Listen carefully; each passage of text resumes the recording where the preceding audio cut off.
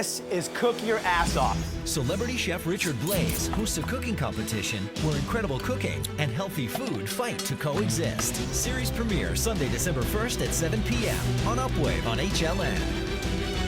3 chefs each week battle it out for a $50,000 grand prize to transform unhealthy food into healthy food. You can check that out December 1st at 7 p.m. on Upwave on the HLN network. Let them know I sent you.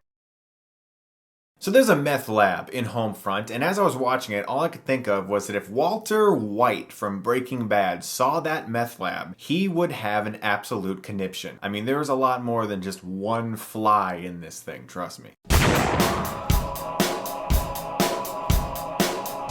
Homefront stars Jason Statham, James Franco, Winona Ryder, Kate Bosworth, and Clancy Brown. It's also written by Sylvester Stallone. That's right, Rocky himself wrote this movie. And in this movie, Jason Statham plays this guy named Phil Broker. He's an ex-DEA cop who, after a bad drug bust, decided to leave the force. He moves himself and his daughter to this very quiet town, hoping to escape some of these problems from the past when the past catches up to him when he runs into this guy, James Franco. His character's name is Gator Bodine.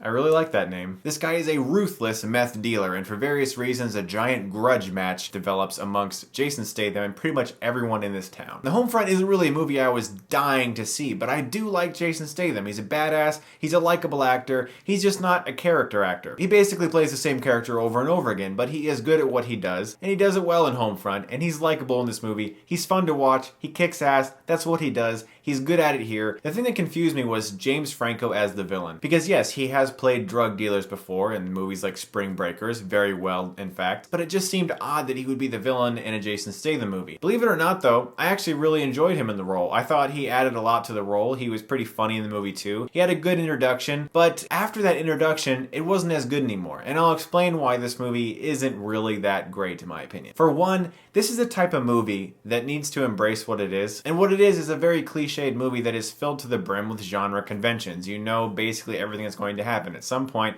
the little girl will be in jeopardy. That's obvious. And I get it. And it works in that way. You know, you can watch a movie and the pieces fall into order and you know, okay, I want to see Jason Statham punch this guy in the face. That guy needs to get punched in the face. I hope he gets punched in the face. Oh good, he got punched in the face. That's the Jason Statham movie. It can be entertaining, but really, how far does that entertainment go? Because this movie tries to be a little more serious than I think it deserves to be. The best parts of this movie are when it embraces what it is, and that is a silly action movie. Like James Franco's introduction to this movie, wielding a bat and saying what his name is in this very over-exaggerated southern accent. It's great, like that's where this movie has cool elements to it, is when it understands what it is. Whenever it tries to be more serious than it really deserves to be, is when it kind of gets into the melodrama area. Kate Bosworth and Winona Ryder both play very convincing crack whores. That's what they are in the movie. That's their characters. And they're very good at it. They definitely come off that way. The performances in this movie aren't bad at all. In fact, the little girl, Jason Statham's daughter in the movie, she was really good too, actually. Also, along the way, I seem to think that the movie was directed by 2 different people. Because there are some shots that are nice and flowing and panoramic and wide and very steady. And then whenever someone gets punched in the face, which as I already said, is what you go to a Jason Statham movie for, it's like he's got to shake the camera up and cut it all over the place and have a cut here and a cut here. It's not as bad as, say, Alex Cross, which is the worst fight scene I have ever seen in a movie. It wasn't like hair-pullingly awful, but it's there. And I'm like, does this movie really have to look the same way as all these other movies do nowadays? Can't they just pull out when they film a fight scene anymore? Jason Statham, he can do his own stunts. He does them well. You don't need to try to make it seem harder than it is. He's good at it, and make it look better. There's also a romance in the film that develops along the way, and then it just fizzles and you're like, what happened with that? There are some good scenes where Jason Statham goes and visits certain people in the town, and he's like, I'm gonna tell you about this and you're gonna have to listen to me, I'm gonna kick your ass otherwise. Like stuff like that, basically, and that's my horrible Jason Statham imitation, but I tried, okay? I tried.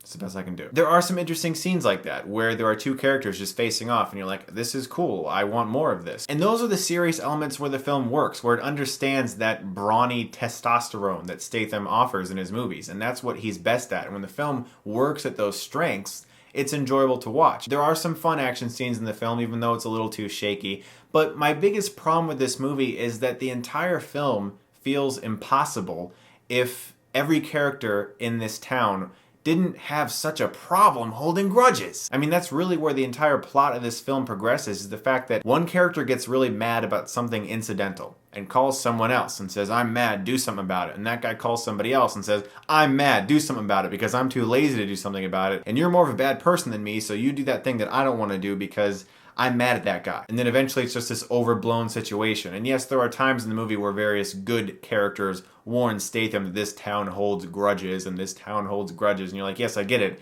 This is a grudge-holding town. But the entire movie wouldn't happen, and it would just end to credits if some character was like, you know what? I get it. Okay, sorry, have a nice day, bye. And then the whole movie would be over. Nevertheless, it's an okay watch. I didn't hate myself during the movie. I wasn't bored. I enjoyed certain scenes of it. If it came on cable one day, maybe check it out. Otherwise, probably not worth your time in the theaters. I'm going to give Homefront a C+. So guys, a request that I've been getting a lot is to tell you guys a little bit about my background, the things that are in it and why they're there and why they're important to me. So pretty soon I'm going to be doing a video just about that. I'm going to show you just about everything behind me and what it means and why it's there. And as I said, why it's important to me. I hope you enjoy that video. Thanks as always for watching, guys. And if you like this, you can click right here and get Stuckmanized.